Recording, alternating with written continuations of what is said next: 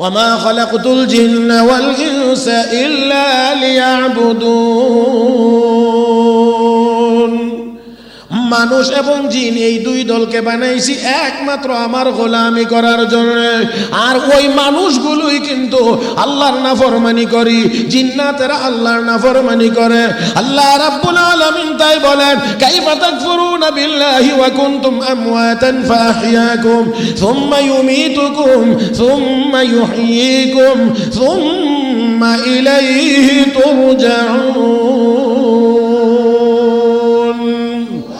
আল্লাহ রাব্বুল আলামিন বলেন, রে বান্দা বান্দি কেমনে নাফরমানি করিস, কেমনে গুনার কাজ করিস, তুই তো ছিলে না, বানাইছি তো আমি আল্লাহ। আমি আল্লাহ তোরে বানাইলাম আমার ইবাদতের জন্য, আমার গোলামির জন্য, আমার কদমে সেজদা দেওয়ার জন্য।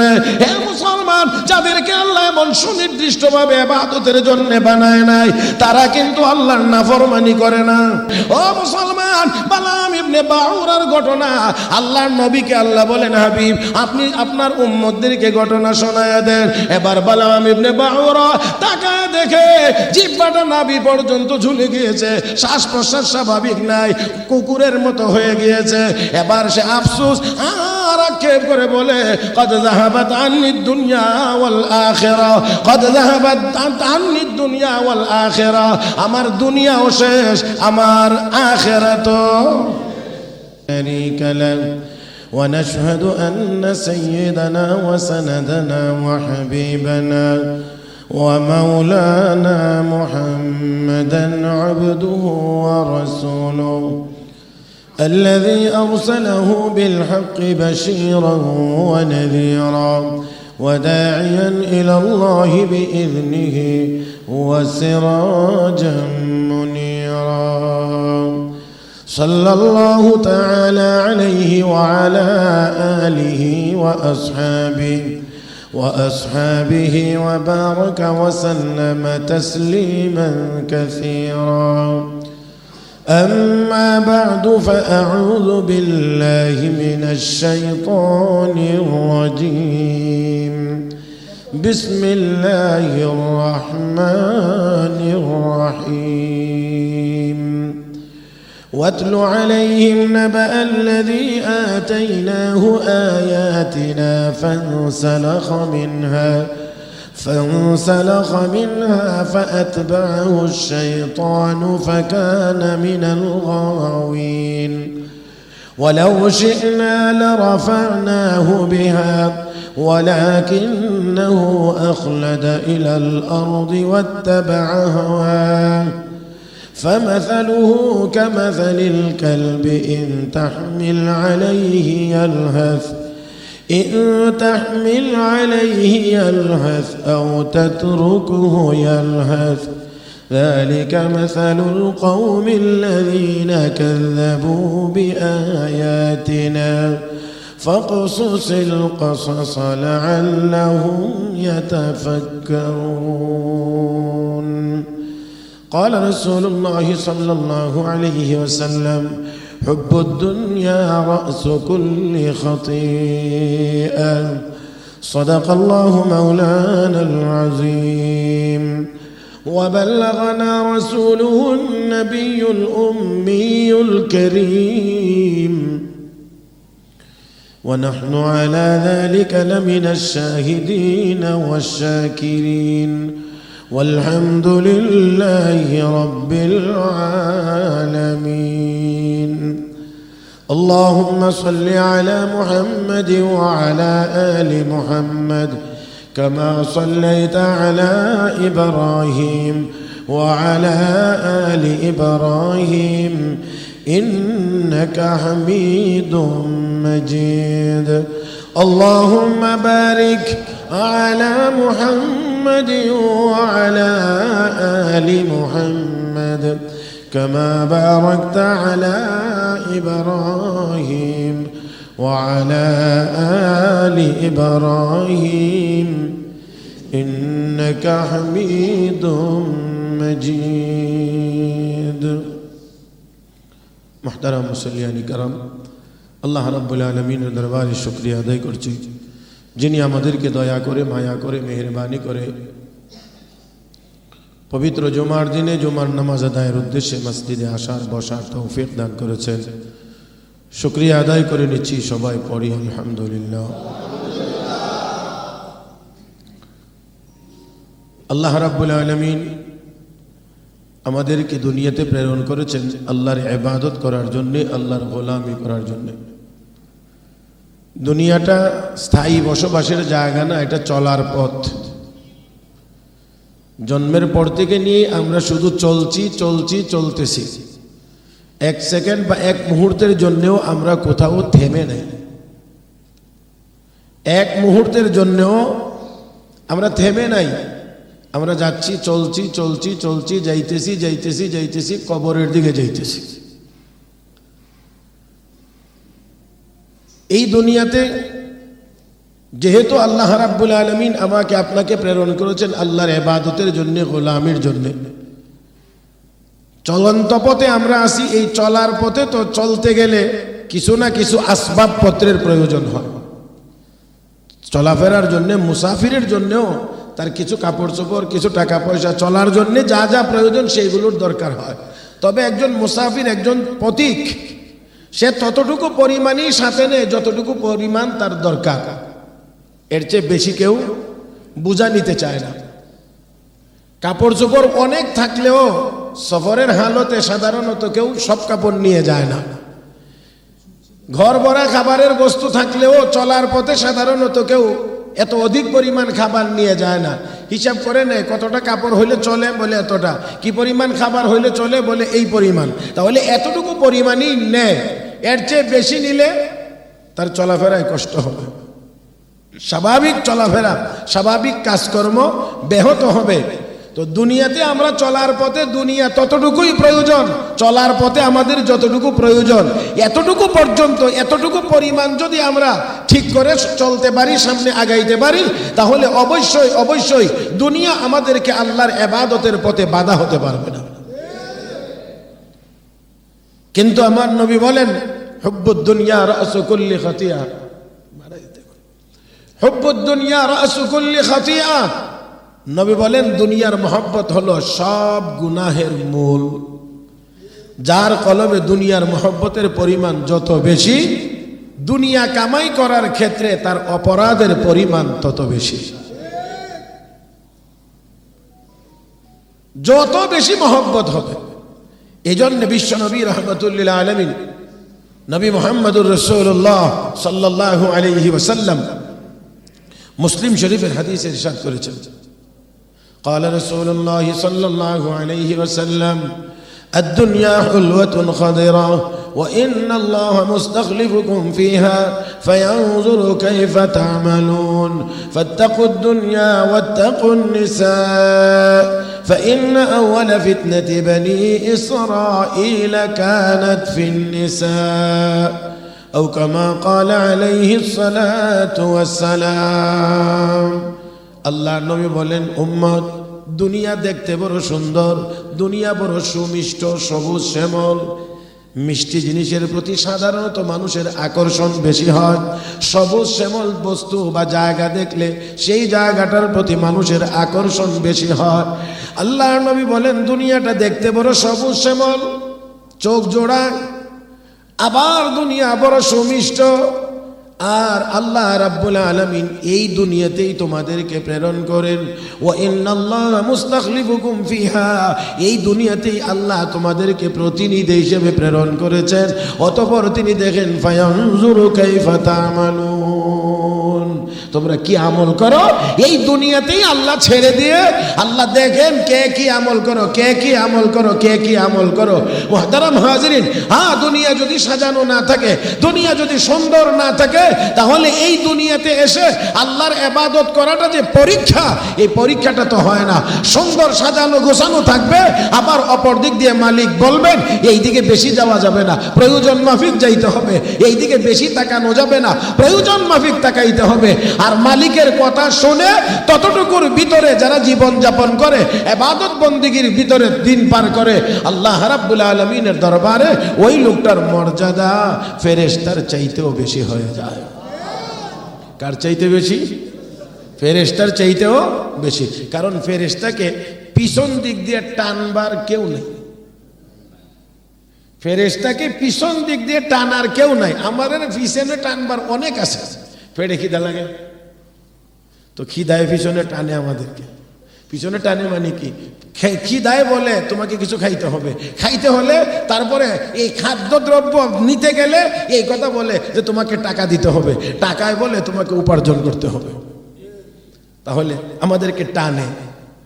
তারপরে আরো অনেক জিনিস, আমাদের আরো কিছু চাহিদা আছে, জৈবিক চাহিদা আছে, যার কারণে বিয়ে শাদী করা লাগে, তো এই দিক দিয়েও টানে। সন্তানাদি হয়, সন্তানাদি পিছন দিকে টানে। এই জন্য রব্বে করিম বলেন ওয়ালামু আন্নামা আমওয়ালুকুম ওয়া আওলাদুকুম ফিতনা, তোমাদের সন্তান সন্ততি, তোমাদের সম্পদ তোমাদের পরীক্ষার বস্তু। তো আল্লাহ তো পরীক্ষার জন্য এগুলো বানাইছে, পরীক্ষার বস্তু। ফেরেশতাদের কিন্তু এগুলো কথা বলেন, এগুলো নাই, কিচ্ছু নাই, না পুরুষ না মহিলা, না খাওয়া লাগে না ঘুমানি লাগে, কিছুই না। ফেরেশতার সঙ্গে কিতাবে লেখছে জিসমুন নূরিয়্যু ইয়াতাশাক্কালু বিআশকালিন মুখতালিফাতিন লা ইউযাক্কারু ওয়া লা ইউআন্নাস ওয়া লা ইয়াকুলু ওয়া লা ইয়াশরাব ওয়া লা ইয়ালিদু ওয়া লা ইউলাদ। তারা নূরের তৈরি একটা দেহ, বডি।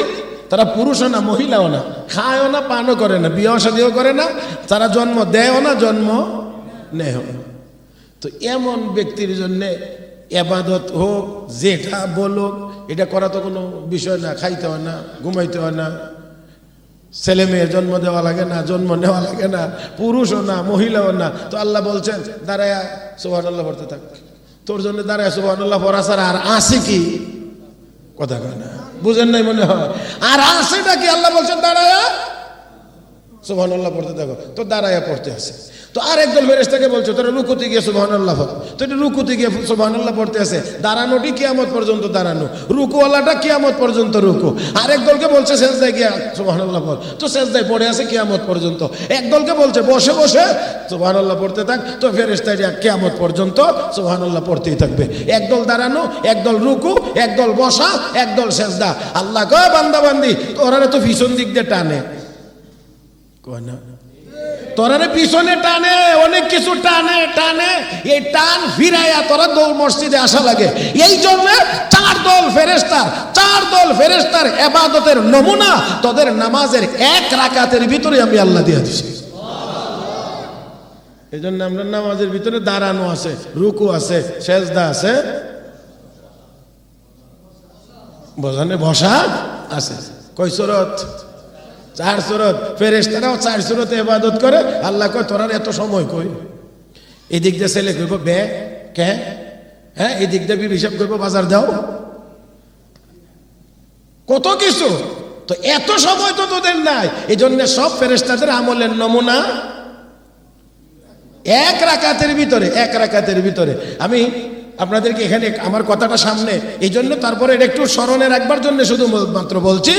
মানব দেহটা 3.5 হাত, আমাদের যে বডিটা, এই দেহটা, এটাকে বলা হয় জামিউল কায়নাত, সৃষ্টির সমষ্টি। সারা দুনিয়াতে যা আছে সংক্ষিপ্ত আকারে এই মানব দেহের ভিতরে আল্লাহ রাব্বুল আলামিন সারা পৃথিবীর নমুনা ঢুকাইয়া দিয়েছেন।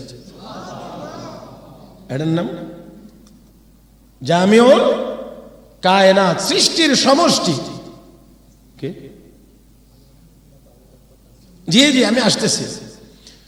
আমি আসতেছি বালাম ইবনে বাউরার কথা নাকি?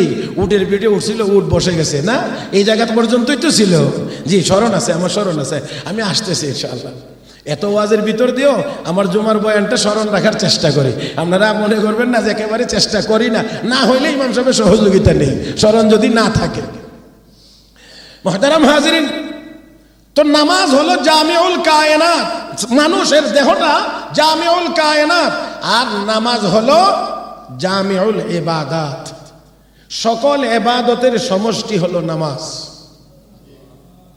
সৃষ্টির সমষ্টি মানব দেহ, আর ইবাদতের সমষ্টি হলো নামাজ। নামাজের ভিতরে হজের নমুনা আছে, নামাজের ভিতরে রোজার নমুনা আছে, নামাজের ভিতরে যাকাতের নমুনা আছে। যদি আপনারা এতটুকু কথা মনে রাখেন, যদি মনে রাখতে পারেন, ওই যে বলতেছে বালাম ইবনে বাউরার কথা, এরকম যদি স্মরণ রাখতে পারেন তাহলে আরেক জুমা ইনশাআল্লাহ, যে মানুষের এই দেহটা সৃষ্টির সমষ্টি, গোটা সৃষ্টি জগতে যা আছে 3.5 হাত মানব দেহের ভিতরে তা আছে, সমস্ত ইবাদতের ভিতরে যা আছে নামাজের ভিতরে। আল্লাহ আমাদের সবাইকে বুঝার তৌফিক দান করুন, আর স্মরণ রাখতে পারলে সুবিধা পাওয়া যাবে আরেকদিন ইনশাআল্লাহ। তবে আসি, আমি যে কথাটার জন্য এই কথাগুলো বলছিলাম, যে মানুষ ফেরেশতার চাইতে দামি হয়ে যায় ওই দুনিয়ার এই বস্তুর মহব্বত কমায়া যখন আল্লাহর মহব্বত বেশি দিয়ে সামনের দিকে আগায়, তখন ওই মানুষটার দাম আল্লাহর দরবারে ফেরেশতার চাইতে বেশি হয়ে যায়। কারণ ফেরেশতাকে কোনো কিছু পিছন দিক দিয়ে টানে না, মানুষকে টানে। এই টান ফিরাইয়া যখন বান্দা আল্লাহর দিকে অগ্রসর হয়, তখনই তার দাম ফেরেশতার চাইতে বেশি হয়। আর যদি এই দুনিয়ার পিছনেই দৌড়াইতে থাকে, দুনিয়ার পিছনেই দৌড়াইতে থাকে, তাহলে অবশ্যই সে চতুষ্পদ জন্তু জানোয়ারের চাইতে আরো নিকৃষ্ট হয়। এইবারে আসেন, এতটুকু কথা, এটা হলো আমার ওই বালাম ইবনে বাউরা পর্যন্ত যাওয়ার একটা ভূমিকা। মুহতারাম হাজরিন, বালাম সে ছিল মুস্তাজাবুদ দাওয়াত, আল্লাহর ওলি, ইসমে আজম জানতো। আর এই ইসমে আজম পরে যেই দোয়া করত, সেই দোয়াই আল্লাহর দরবারে কবুল হইতো। লোকটা কি সাধারণ নেককার, খুব ছোটখাটো আল্লাহওয়ালা? দোয়া করলেই দোয়া কবুল হয়, দোয়া করলেই দোয়া কবুল হয়, দোয়া করলেই দোয়া কবুল হয়, এত বড় আল্লাহর ওলি। কিন্তু শেষ পর্যন্ত এই দুনিয়ার পিছনে পড়ছে। আল্লাহ রাব্বুল আলামিন বলেন, ওয়ালাকিন্নাহু আখলাদা ইলাল আরদ। যখন দুনিয়ার মহব্বত তার মধ্যে প্রবল হয়ে গিয়েছে, আর তাদের হাদিয়া উপটোকন পেয়ে পয়গম্বরের বিরুদ্ধে দোয়া করতে গিয়েছে, তখন উট তাকে সহযোগিতা করে না। মনে রাখতে হবে, দুনিয়ার কোন মাখলুক আল্লাহর নাফরমানি করে না, একমাত্র নাফরমানি করে মানুষ আর জিন। অথচ সুনির্দিষ্টভাবে ইবাদতের জন্য বানানো হয়েছে এই দুই জাতিকে। আল্লাহ রাব্বুল আলামিন বলেন, وما خلقت الجن والإنس إلا ليعبدون। মানুষ এবং জিন এই দুই দলকে বানাইছি একমাত্র আমার গোলামি করার জন্য। আর ওই মানুষগুলোই কিন্তু আল্লাহর নাফরমানি করি, জিন্নাতেরা আল্লাহর নাফরমানি করে। আল্লাহ রাব্বুল আলামিন তাই বলেন, কাইফা তাকফুরুনা বিল্লাহি ওয়া কুনতুম আমওয়াতান ফাহইয়াকুম সুম্মা ইউমীতুকুম সুম্মা ইউহয়ীকুম সুম্মা ইলাইহি তুরজাউন। আল্লাহ রাব্বুল আলামিন বলেন, রে বান্দা বান্দি, কেমনে নাফরমানি করিস, কেমনে গুনার কাজ করিস? তুই তো ছিলে না, বানাইছি তো আমি আল্লাহ। আমি আল্লাহ তোরে বানাইলাম আমার ইবাদতের জন্য, আমার গোলামির জন্য, আমার কদমে সেজদা দেওয়ার জন্য। হে মুসলমান, যাদেরকে আল্লাহ এমন সুনির্দিষ্টভাবে ইবাদতের জন্য বানায় নাই, তারা কিন্তু আল্লাহর নাফরমানি করে না, তারা আল্লাহর নাফরমানি করে না। বরঞ্চ আল্লাহ বলেন, কুল্লুন কদ আলিমা সালাতাহু ওয়া তাসবিহা। রব্বে করিম বলেন, সমস্ত সৃষ্টি জগৎ তাদের তাসবিহ, তাদের নামাজ ভালো করে জানে। তার মানে সমস্ত মাখলুক আমার সামনে নত, তারা আমার ইবাদত বন্দেগী করে না? সবাই করে না, শুধু যারা, তারা হলো মানুষ আর জিন। অথচ এই দুই দলকে বানাইছেন ইবাদতের উদ্দেশ্যে তারাই নাফরমানি করে। বালাম ইবনে বাউরা এবার এই দুনিয়ার টানে পড়ে, দুনিয়ার মহব্বতে পড়ে। এখন উটও চলতে চায় না, আর উট গুনাহের কাজে সহযোগিতা করে না। আল্লাহ উটের জবান আল্লাহ খুলে দিয়েছেন, বলছেন, এই কাজে আমি তোমাকে সাহায্য করতে পারবো না। হায়রে মুসলমান, দুর্ভাগ্য আমাদের, আমরা নিজেরা অন্যায় করি, আবার অন্যায় করতে আরেকজনকে উদ্বুদ্ধ করি। নিজেরা দুর্নীতি করি তো আরেকজনকে সাথে নিয়ে মিলে জিলে তারপরে দুর্নীতির পরিমাণ বাড়ায়া করার চেষ্টা করি। আল্লাহ রাব্বুল আলামিন বলেন, তাআওয়ানু আলাল বিররি ওয়াত তাকওয়া ওয়া লা তাআওয়ানু আলাল ইসমি ওয়াল উদওয়ান। একে অপরকে নেক কাজে সাহায্য করো, সহযোগিতা করো, গুনাহের কাজে কাউকে কেউ সাহায্য সহযোগিতা করিও। মুহতারাম হাজরিন, এবার পায়ে হেঁটে বালাম ওই লোকদেরকে নিয়ে চলছে, পাহাড়ের উপরে গিয়ে উঠছে। তারপরেও সে যাবে। আল্লাহ কিন্তু জায়গায় জায়গায় আমাদেরকে সিগন্যাল দেয়, বিভিন্ন সময়ে বিভিন্ন রোগ ব্যাধি, এটা ওইটা, অমুক তমুক, আমরা হয়তো সেই সিগন্যালগুলো বুঝি না। বালামের তো এখানে বোঝা উচিত ছিল, যেখানে উট আমাকে সহযোগিতা করছে না, উট যাচ্ছে না, উটের জবান খুলে গেছে, আমাকে বলছে এই কাজে সহযোগিতা করতে পারবে না, তার তো উচিত ছিল যে আমি এখানে আর সামনে কিভাবে আগাই, আমি এখান থেকেই ব্যাক করি, আমি এখান থেকে তওবা করে ফিরে যাই। কিন্তু না না না, আল্লাহ রাব্বুল আলামিন বলেন ওয়ালাকিন্নাহু আখলাদা ইলাল আরদ ওয়াত্তাবা হাওয়া, দুনিয়ার দিকে ধাবিত হয়ে গেছে। আর দুনিয়ার দিকে যারা ধাবিত হয় তখন তারা আর আল্লাহর বিধান আর নবীর তরিকা অনুসরণ করে না, তখন তারা প্রত্যেকেই তার নিজের চাহিদার অনুসরণ করে, নিজের চাহিদার অনুসরণ করে। আল্লাহ বলেন ওয়াতলু আলাইহিম নাবাল্লাযী আতাইনাহু আয়াতিনা ফানসালাখা মিনহা ফাআতবা'াহু আশ-শাইতানু ফাকানা মিনাল গাওয়িন ওয়ালাউ শি'না লারাফা'নাহু বিহা ওয়ালাকিন্নাহু আখলাদা ইলাল আরদ ওয়াত্তাবা'a হাওয়াহু ফামাসালুহু কামাসালিল কালব ইন তাহমিল আলাইহি ইয়ালহাস আও তাতরুকুহু يلهث ذلك مثل القوم الذين كذبوا بآياتنا فاقصص القصص لعلهم يتفكرون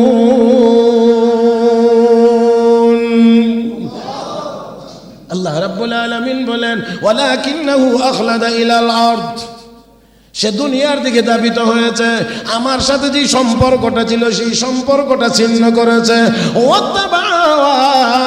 আর সে তার প্রবৃত্তির অনুসারী হয়ে গিয়েছে, পাহাড়ের উপরে গিয়েছে, সবাইকে নিয়ে বসেছে কার বিরুদ্ধে বদদুয়া করার জন্যে। মনে আছে কি আপনাদের? হ্যাঁ, মুসা আলাইহিস সালামের বিরুদ্ধে বদদুয়া করবে, হাত তুলছে। আপনারা একটু আওয়াজ করে বলেন জবানটা কার দেওয়া? সবাই মনে হয় বলেন নাই না? জবানটা কার দেওয়া? চলে কার ইশারায়? জবান আছে, জিহ্বা যাকে বলি, জিহ্বা, দাঁত, ঠোঁট, এগুলোর সমন্বয়ে আমরা কথা বলি।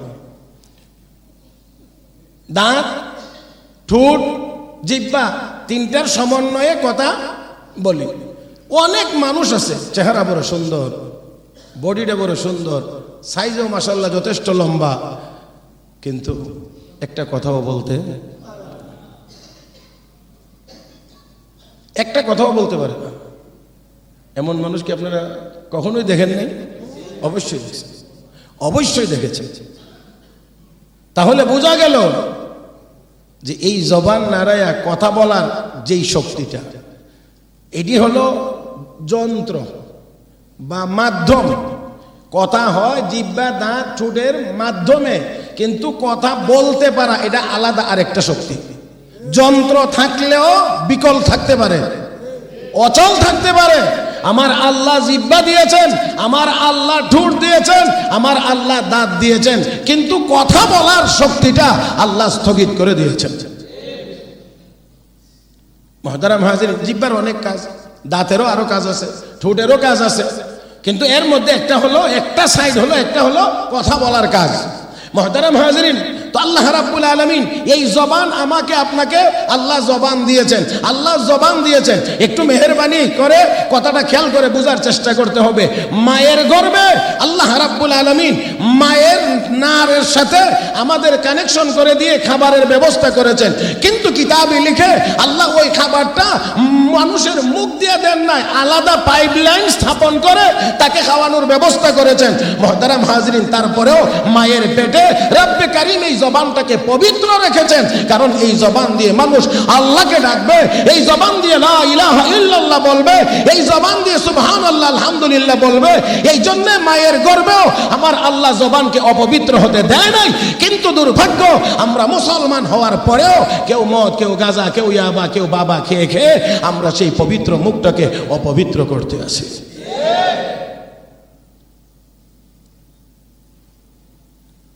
আমার ভাইয়েরা, বলছিলাম সে সবাইকে নিয়ে গেছে, হাত তুলছে, দোয়া না বদদোয়া? কার বিরুদ্ধে? নবীর বিরুদ্ধে, নবীর বিরুদ্ধে বদদোয়া। এখন আল্লাহ কয় এত সতর্কতারে করা হইল, সিগন্যাল এতগুলো দেওয়ার পরেও তুই ফিরলে না, দুনিয়া তোরে এইভাবেই পাইল, তো নে তো জবানটা তোর কন্ট্রোলের বাহিরে দিয়ে করে দিলাম, এখন আর তোর জবান তোর কন্ট্রোলে চলবে না। এখন বদদোয়ার জন্য নিছে, তাকে এত টাকা পয়সা দিয়ে হায়ার করে নিছে মুসা নবীর বিরুদ্ধে বদদোয়া করতে। এখন বদদোয়া করতে চায় মুসা নবীর বিরুদ্ধে, হয়ে যায় তাদের বিরুদ্ধে। আল্লাহু আকবার, একটু আওয়াজ করুন। করতে চায় মুসা নবীর বিরুদ্ধে, হয়ে যায়। এখন তারা গো বালাম, তোমাকে আমরা আনছি মুসা নবীর বিরুদ্ধে বদদোয়া করতে, কিন্তু এখন যে বদদোয়া আমাদের বিরুদ্ধে হচ্ছে। বালাম তখন অসহায়ের মতো তাকিয়ে বলছেন, আমার কিছুই করার নাই, আমার জবান এখন আর আমার কন্ট্রোলে নাই। কে পারেন? কে পারেন? দুনিয়ার মানুষকে আমার আল্লাহ দেখিয়ে দিয়েছেন, জবান যে চালাস, উল্টা সিধা কথাবার্তা বলিস, জবান কিন্তু এটা আমার কন্ট্রোলে, এটা আমার কুদরতি হাতে। চাইলেই ঘুরাইয়া দিতে পারি, চাইলেই লক করে দিতে পারি, চাইলেই বন্ধ করে দিতে পারি। সেই ক্ষমতা আল্লাহর, সেই ক্ষমতা আল্লাহর। এখন বদদোয়া করে মুসা নবীর বিরুদ্ধে, করতে চায় কিন্তু জবান দিয়ে বের হয় তাদের বিরুদ্ধে। শুধুমাত্র তা না, আল্লাহ রাব্বুল আলামিন বলেন ফামাসালুহু কামাসালিল কালব, তার উদাহরণ হলো কুকুরের মতো। কিভাবে? আপনারা অবশ্যই দেখবেন, জীবজন্তু জানোয়ারের মধ্যে কুকুর একমাত্র এক প্রাণী যার জিহ্বা সবসময় বাহির হয়ে থাকে, মুখের ভিতরে থাকে না। সব সময় কুকুর একেবারে নিরাপদে নীরব জায়গাতেও যদি শুয়ে থাকে, তারপরেও দেখবেন কুকুরে শ্বাস নিতে গেলে তার পেট অনেক লাফায়, এরকম একটা আওয়াজ হয়। রব্বে কারীম বলেন ফামাসালুহু কামাসালিল কালব, তার উদাহরণ হলো কুকুরের ন্যায়। মুফাসসিরিন কেরাম লেখেন, কুকুরের জিহ্বা তো সামান্য ঝুলে থাকে, আর ওই ব্যক্তিটাকে আমার আল্লাহ কুকুরের চেয়ে আরো নিকৃষ্ট বানায় দিয়েছেন। তার মুখের ভিতরের এই জিহ্বাটাকে আল্লাহ তার নাভি পর্যন্ত ঝুলাইয়া দিয়েছেন। ইন তাহমিল আলাইহি আলহাস আও তাতরুকহু ইয়ালহাস। আল্লাহ রাব্বুল আলামিন বলেন, হাবিব, কুকুরকে তাড়া করলেও সে হাঁপায়, তাড়া না করলেও হাঁপায়। তার মানে হলো স্বাভাবিক শ্বাস প্রশ্বাস তার নাই। আগে যেমন স্বাভাবিকভাবে শ্বাস প্রশ্বাস নিতে পারতো, ছাড়তে পারতো, এখন এটাও নাই, ঘন ঘন হয়ে গিয়েছে, কুকুরের ন্যায় হয়ে গিয়েছে, জিহ্বাটা নাভি পর্যন্ত ঝুলে গিয়েছে। দেখেন তো, একটু কল্পনা করেন, এই লোকটাকে দেখতে এখন কেমন দেখা যাচ্ছে? কেমন দেখা যায়? একজন মানুষ তার জিহ্বাটা নাভি পর্যন্ত ঝুলে আছে, কুকুরের ন্যায় শ্বাস প্রশ্বাস নেওয়া লাগে। আমার আল্লাহ বলেন, এই দুনিয়ার পিছনে দৌড়ানোর কারণে আমার দরবারে সে দোয়া করতো, দোয়া কবুল করতাম, মুস্তাজাবুদ দাওয়াত হিসেবে তাকে বানাইছিলাম। কিন্তু দুনিয়ার মায়ায় পড়ে, দুনিয়ার মহব্বতে পড়ে আজকে এমন জঘন্য কাজ করে বসেছে, তাকে আমি আল্লাহ কুকুরের মতো বানাইয়া দিলাম। ও মুসলমান, এতে করে আমার আল্লাহ সারা দুনিয়ার মানুষদেরকে এই মেসেজ, এই বার্তা দিতে চান, রে দুনিয়ার মানুষেরা, আমি শুধু বালাম ইবনে বাউরার জন্য এমনটা করতে পেরেছি, আর কারো জন্য পারবো না। কিন্তু ব্যাপারটা এমন না, চাইলে আমি আল্লাহ অন্যান্যদের জন্যও করতে পারি, তাই সাবধান হয়ে যেতে হবে। আমার ভাইরা, আমার বন্ধুরা, এই জন্য আল্লাহ নবী হাদিস শরীফে বারবার বিভিন্ন আঙ্গিকে, বিভিন্ন ভঙ্গিতে দুনিয়ার ক্ষতিকর দিক তুলে ধরে বলেন, হে উম্মতেরা, হে উম্মতেরা, দুনিয়া এমন এক জিনিসের নাম, দুনিয়া শুধুমাত্র মানুষকে ধোঁকা দেয়। আল্লাহর কোরআনেও আল্লাহ বলেছেন, দুনিয়ার জীবনটা হলো ধোঁকার জীবন। কুল্লু নাফসিন যায়িকাতুল মাউত ওয়া ইন্নামা তুওয়াফাউনা উজুরাকুম ইয়াওমাল কিয়ামাহ ফামান যুহজিহা আনিন নার ওয়া উদখিলাল জান্নাতা ফাকাদ ফাজ ওয়া মাল হায়াতুদ দুনিয়া ইল্লা মাতাউল গুরুর। দুনিয়ার জীবনটা হলো ধোঁকা, ধোঁকা, ধোঁকা। দুনিয়া সুন্দর হইতেছে, মানুষ দুনিয়া ছেড়ে জাহান্নামে চলে যাইতে আছে। ও মুসলমান, বালাম ইবনে বাউরার ঘটনা আল্লাহর নবীকে আল্লাহ বলেন, হাবিব, আপনি আপনার উম্মতদেরকে ঘটনা শোনায়া দেন। এবার বালাম ইবনে বাউরা তাকায় দেখে জিহ্বাটা নাভি পর্যন্ত ঝুলে গিয়েছে, শ্বাস প্রশ্বাস স্বাভাবিক নাই, কুকুরের মতো হয়ে গিয়েছে। এবার সে আফসোস আর আক্ষেপ করে বলে কদ যাহাবাত আন্নিদ দুনিয়া ওয়াল আখিরা, কদ যাহাবাত আন্নিদ দুনিয়া ওয়াল আখিরা, আমার দুনিয়াও শেষ, আমার আখিরাতও, দুনিয়াও শেষ আখিরাতও শেষ। হে মুসলমান, আমি মনে হয় গত জুমায় খুব গুরুত্ব সহকারে একটা কথা বলেছিলাম যে এই কথাটা আলোচনার ভিতরে একেবারে আন্ডারলাইন করে রাখার মতো। দুনিয়ার পিছনে অন্যায়ভাবে দৌড়াইবে আর অপমানিত হবে না, লজ্জিত হবে না, এটা কোনোদিন হতে পারে না। শুধু দুনিয়ার পিছনে অন্যায়ভাবে দৌড়াইতে থাকবে, কামাই করবে, অপমানিত হবে না, লজ্জিত হবে না, এটা হইতেই পারে না, এটা হইতেই পারে না, এটা হইতেই পারে না। লজ্জিত হই, জায়গায় জায়গায় হই, অপমানিত হই, তারপরেও হুশ।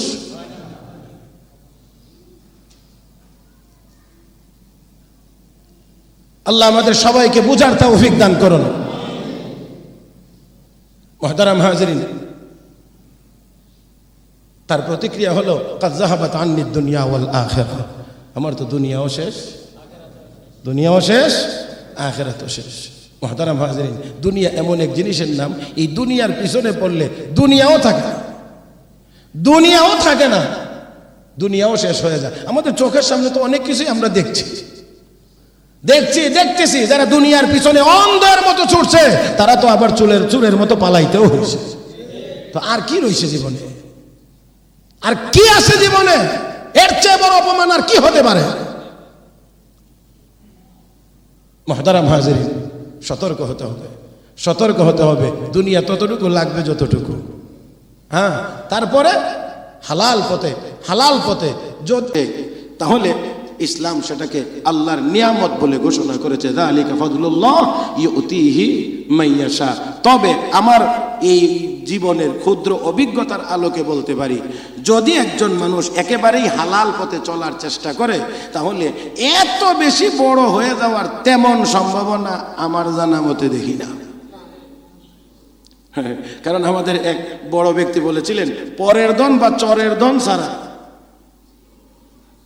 পরের ধন অথবা চরের ধন ছাড়া বড় লোক হওয়া, মাফ করে দেন মুহতারাম হাজিরিন, যত বড় যত বড় যাইতে পারেন সব বড়দের ভিতরে গিয়ে খোঁজ নিয়ে গিয়ে দেখবেন গরিবের রক্ত এখানে আছে। যার কারণে দুনিয়ার জীবনে তাদেরকে লাঞ্ছিত অপমানিত হওয়াই লাগে। তবে তাদের গায়ে, অনেকের গায়ে লাগে না, এটি সয়ে গেছে আর কি। বাইম মাছ তো সবসময় পিছলা, কথা বুঝেন নাই, এদের গায়ে লাগে না। আমাদের এদিকে অনেক আগে ছোট সময় শুনছিলাম, বিচারে এক বেচারারে খুব মানুষ লজ্জা দিছে, মুরব্বী হিসেবে অন্যান্য বিচার করে না, তবে কথার লজ্জা অনেক দিছে। আর ওই লোক নাকি উঠে যাওয়ার সময় কই, এটি আমার গায়ে লাগে না, এগুলো আমার গায়ে। তো এরকম যদি হয় তাহলে সেটা হলো ভিন্ন কথা, মুহতারাম হাজিরিন। তাহলে এবারে আসেন, সে তার ওপিনিয়ন, তার মতামত ব্যক্ত করে বলছেন, কাদ যাহাবাত আন্নিদ দুনিয়া ওয়াল আখিরা, আমার দুনিয়াও শেষ, আখিরাতও শেষ। আর যারা দ্বীনমুখী হয়, আল্লাহমুখী হয়, ইবাদতমুখী হয়, তাদের দুনিয়াও থাকে, আখিরাতও থাকে। জানি না আমি বুঝাইতে পারবো কিনা, এটা আমার দুর্বলতা, আমি আগেই প্রকাশ করে নিচ্ছি, আমি বুঝাইতে পারবো কিনা। আপনারা অবশ্যই হযরত রাবিয়া বসরি, তাপসী রাবিয়া বসরি, আমরা তাপসী বলি অনেকে না, তো এই রাবিয়া বসরির নাম কিন্তু মোটামুটি ভাবে আমরা সবাই জানি, নাকি জানি না? আচ্ছা বলেন, হযরত আব্দুল কাদের জিলানীর নাম আমরা জানি না? হযরত খাজা মঈনুদ্দিন চিশতি আজমিরি রহমতুল্লাহ আলাইহির নাম আমরা জানি না? সবাই জানি। রাবিয়া বসরির নাম জানি, বসরার বাসিন্দা, ইরাকে। আচ্ছা, এখন যদি বলা হয় যে রাবিয়া বসরি যেই সময়ে বসরার বাসিন্দা ছিলেন, ওই সময়ে বসরার গভর্নর কে ছিল, ওই সময়ের ডিসি কে ছিল, এসপি কে ছিল, ওসি কে ছিল, আরো অন্যান্য প্রশাসনিক কর্মকর্তা কারা ছিল, তো শিক্ষিত যারা, তাদেরকেও মনে হয় কয়েকদিন সময় দিলে হয়তো খুঁজে যদি কোনো কিছু বের করতে পারে, আর না হয় মনে হয় অনেকের পক্ষে সম্ভবই হবে না যে ওই সময়ে এই প্রশাসনিক দায়িত্বগুলো কারা কারা পালন করত, ওই সময়ে বসরার সবচেয়ে বড় ব্যবসায়ী কে ছিল, বড় ধনী মানুষ কে ছিল। এইরকম এই জাতীয় প্রশ্নগুলো যদি করেন তাহলে খুঁজে বের করতে হবে, অনেক সময়ের দরকার হবে। অনেক মানুষ পারবে না, জানবেও না, কিন্তু রাবিয়া বসরির নাম সবাই জানে। কি কারণে? বেশি ধনী ছিলেন, কথা কয় না, বেশি ধনী ছিলেন, আল্লাহ আল্লাহ আল্লাহ। আল্লাহর এই বান্দি দেখতে শুনতেও বেশি সুন্দরী ছিলেন না, সাইজেও লম্বাও বেশি ছিলেন না, খুব বেশি ডগডাকও না, কিন্তু রাত্র হলে গোসল করে পাক পবিত্র হয়ে সুন্দরভাবে উনার মতো করে উনি সেজে গুজে স্বামীর সামনে গিয়ে প্রথমত বলতেন, আমার কি কোনো প্রয়োজন আছে? যদি থাকে আমি আপনার প্রয়োজন পূরণ করার চেষ্টা করব, না হয় সুযোগ দেন আমি আল্লাহর ইবাদত করব। যেদিন ইন্তেকাল করবেন, ইন্তেকালের মুহূর্তে আল্লাহর বান্দি আশেপাশে যারা ছিলেন সবাইকে বের করে দিয়ে বলছেন, যাও তোমরা আমার রুম খালি করে দাও, আমার মেহমান আসতেছে, আমার রুম খালি করে দাও, তোমরা এখান থেকে আমার কাছ থেকে চলে যাও, আমার মেহমান আসতেছে, মেহমানদেরকে আসতে দাও। সবাই বাইরে গিয়ে অপেক্ষা করছে, মেহমান আসছে। কোন মেহমান আপনারাও টের পান, এটা আমরাও বুঝি কোন মেহমান আসতেছে।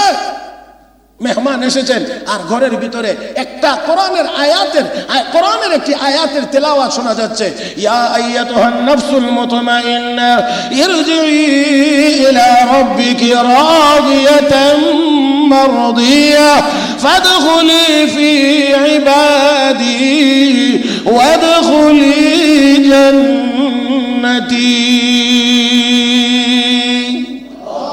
আর একটু জোরে কোন, হে প্রশান্ত মন, ইয়া আইয়াতুহান নাফসুল মুতমাইন্না, হে প্রশান্ত মন, ইরজি ইলা রাব্বিক, তোমার রবের দিকে ফিরে চলো, রাদিয়াতাম মারদিয়া, তুমিও সন্তুষ্ট থাকো, আল্লাহও তোমার উপরে সন্তুষ্ট আছেন। এমত অবস্থায় তুমি তোমার রবের দিকে ফিরো, তুমিও সন্তুষ্ট, তোমার রবও সন্তুষ্ট। ফাদখুলি ফি ইবাদি ওয়াদখুলি জান্নাতি, আমার নেককার বান্দাদের অন্তর্ভুক্ত হয়ে জান্নাতে প্রবেশ করো। এই আয়াতের তেলাওয়াত ঘরের ভিতরে হয়েছে, তারপরে আর কোনো সারা শব্দ পাওয়া যায় না। দরজা খুলে গিয়ে দেখে রাবিয়া বসরি আর দুনিয়াতে নাই, রবের ডাকে সাড়া দিয়ে জান্নাতের মেহমান হয়ে গেছে। দুনিয়াও আছে, আমরা দুনিয়া আছে বলতেই বুঝি, এর বাহিরে আর আমরা দিমাগ যাই, এর বাহিরে আর যাইতেই চাই না। দুনিয়া আছে বললেই টাকা। মুহতারাম, দেখেন তাদের এই সুনাম সুখ্যাতি, তাদের সৎ সম্মান এখনো দুনিয়াতে বহাল এবং আরো থাকবে, আরো থাকবে, আরো থাকবে, আরো থাকবে। পক্ষান্তরে তাকায়া দেখেন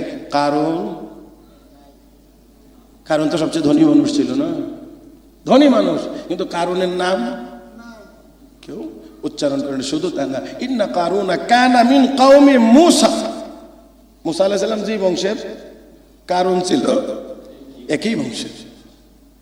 যাক, এটা আরেকদিন। মূসা আলাইহিস সালাতু ওয়াস সালামের আপনজন ছিল কারুন, কিন্তু দেখেন যখনই দুনিয়ার পিছনে পড়ছে, তখনই অপমানও তার পিছনে ছুটছে। দুনিয়াতে কেউ একটা মানুষ, এই বর্তমানে প্রায় 800 কোটি মানুষের মধ্যে একটা মানুষের নাম কারুন খুঁজে পাওয়া যাবে না, একটা মানুষের নাম আবু জাহাল খুঁজে পাওয়া যাবে না, একটা মানুষের নাম আবু লাহাব খুঁজে পাওয়া যাবে না। কিন্তু দেখবেন কালো বেলালের নামে লোকের অভাব নাই, হাজার হাজার লোক আছে, নাম তার বেলাল, তার নাম বেলাল, তার নাম বেলাল, তার নাম বেলাল। হাজার হাজার 1500 বছর আগে তো বেলাল নামটা ছিল কালো মানুষের নাম, বেলাল নামের লোকটা ছিল কালো। এখন একেবারে লাল টকটকে সুন্দর ব্যক্তির নামও আছে বেলাল। আল্লাহু আকবার। যাই হোক, এবারে আসেন, কথা শেষ করতে হবে। কি হয়েছে এটা একটু তাড়াতাড়ি, কারণ আমার নাকি এখন এদিকে সব এটা হবে না, তার একটু শেষ করেন। হ্যাঁ,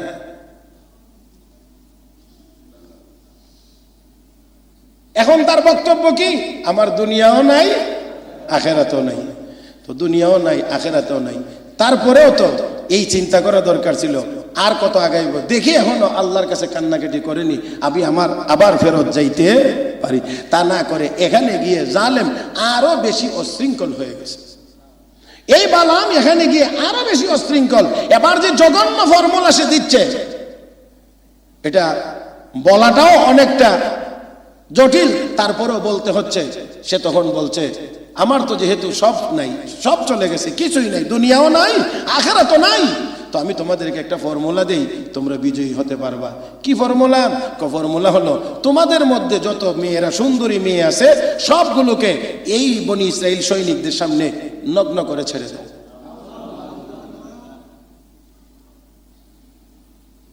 ছেড়ে দাও, সাথে এই কথা বলে দিও মুসা নবীর সৈনিকদের মধ্যে কেউ যদি তাদের দিকে হাত পা বাড়াইতে চায় তাহলে বাধা যেন না দেয়। যাই আমি অনেক দূরত্ব বজায় রেখে বলার চেষ্টা করছি যাতে করে কোনোভাবেই শালীনতার পরিপন্থী না হয়। মসজিদের ভিতরে শ্রোতাও সব এক বয়সের না, বিধায় আমাকে নিরাপদ দূরত্ব বজায় রেখে বলতে হচ্ছে। যদি কেউ হাত পা সামনে বাড়াইতে চায় তাহলে বাধা যেন না দেয়। যদি যদি তারা এই কাজে অগ্রসর হয় তাহলে তাদের ঈমানি শক্তি দুর্বল হবে, আল্লাহর পক্ষ থেকে তারাও আযাব আর গজবের সম্মুখীন হবে। কেবলমাত্র তখনই তোমরা বিজয়ী হতে পারবে। যদি এতটুকু কথা আপনারা বুঝে থাকেন তাহলে এবার জবাব দেন। বেপরদা হওয়া, মুসলমানের মেয়েরা বেপরদা হওয়া, এটা মুসলমান জাতির উন্নতির কোনো কারণ হতে পারে না। পাগলের মতো অন্ধের মতো বলে যাচ্ছি আর শুনে যাচ্ছি আর বেড়াচ্ছি আর বুলিয়া ওড়াচ্ছি। মহিলাদেরকে দিয়ে কাজ না করাইলে উন্নতি হবে না। হ্যাঁ, উন্নতি হবে না। যেই জাতির অর্ধেক মানুষ মহিলা, এদেরকে ঘরে রেখে উন্নতি সম্ভব না। নিয়ে বের করে নিয়ে কতদূর উন্নতি হয়েছে একটু মিলাইয়া দেখেন, কতটুকু উন্নতি হয়েছে জানি না আমি, তবে অবশ্যই এই কথা বলতে পারি চরিত্রের কোনো দিক থেকে উন্নতি হয় নাই।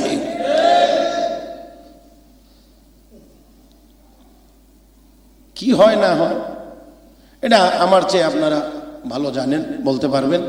সবকিছু জানলেও খুলে বলা যায় না।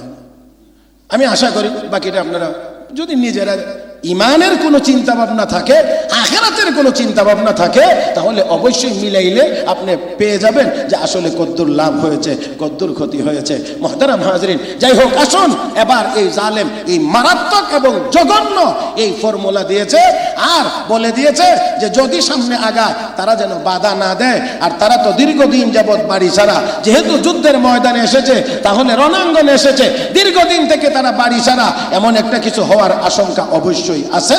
এই জন্য এবার সুন্দরী যত সুন্দরী আছে সকল সুন্দরীদেরকে আকর্ষণীয় করে নগ্ন করে বনি ইসরাইলের সৈনিকদের সামনে যখন ছেড়ে দিয়েছে তখন এক জালেম এক সুন্দরীকে ধরে ফেলেছে। ধরে মুসা আলাইহিস সালামের সামনে গিয়েই বলতে আছে, আমি আমার চাহিদা এই মেয়েটার সাথে পূরণ করতে চাই, আপনি অনুমতি দেন।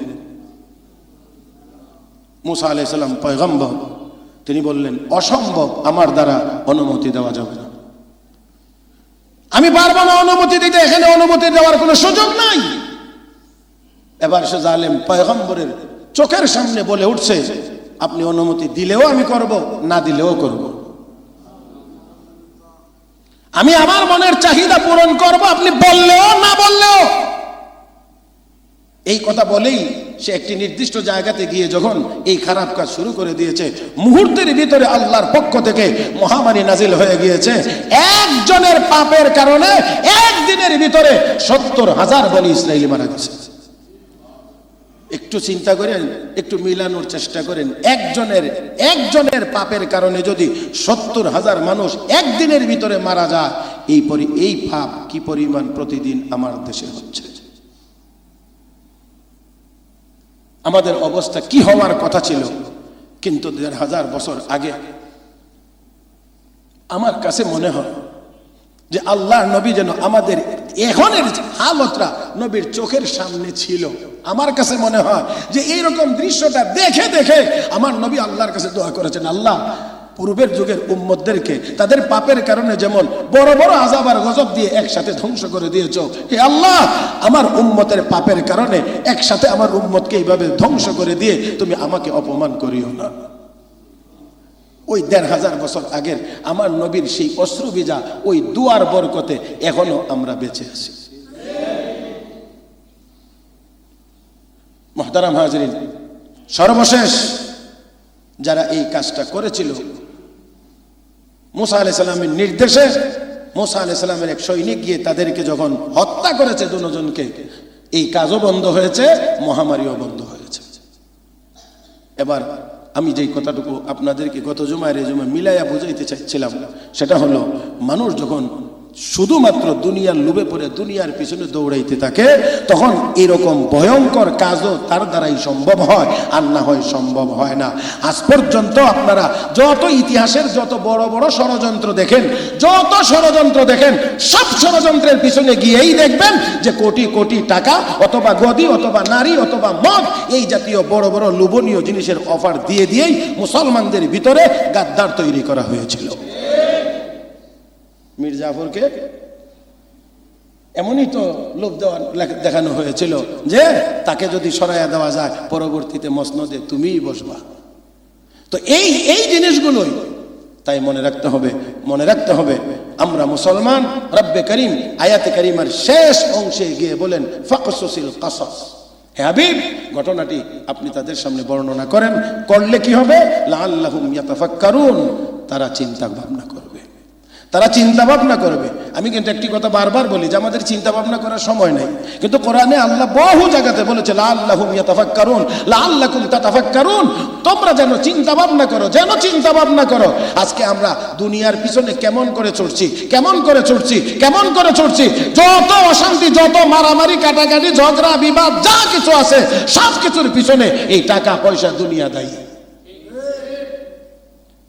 তাই রাসূল বলেছেন হুব্বুদ দুনিয়া রাসু কুল্লি খাতিয়া, সকল পাপের মূল হলো দুনিয়ার মহব্বত। মুহতারাম হাজরিন, এবার বলেন দুনিয়ার মহব্বত বেশি হওয়া দরকার?